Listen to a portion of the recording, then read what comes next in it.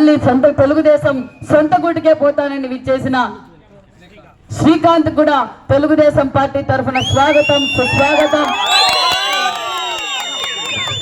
సవితమ్మకు నా యొక్క నమస్కారాలు. నేను వైసీపీ పాలనలో చాలా పోరాడినాను. 2.5 సంవత్సరము గొప్ప గవర్నమెంట్ జాబ్ ఇచ్చినారు. ఏది వాలంటీర్ ఇంటింటికి పోయి అడుక్కు తినడము, ఇంటింటికి పోయి అడుక్కు తినే పాలన నాకు ఇచ్చినారు.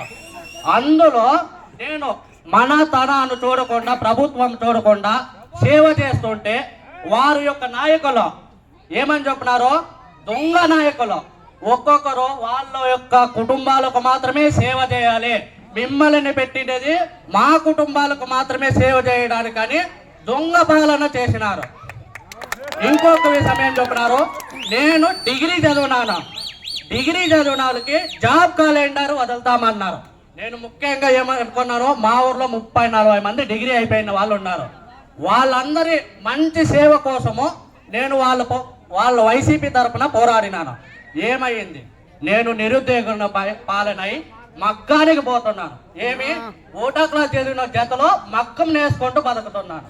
ఏమి డిగ్రీ ఎక్కడ బాయా, చదువులు ఎక్కడ బాయా, ఈ దొంగ పాలన పోవాలా, సైకో పోవాలా, సైకిల్ రావాలి. కాబట్టి ఈ దొంగ పాలన పోవాలని తెలుగుదేశంలోనికి నేను ప్రవేశం చేస్తున్నాను.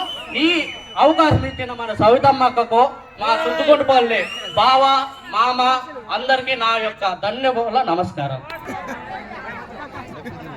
నరసింహ, రామాంజనేయులు, మంజునాథ్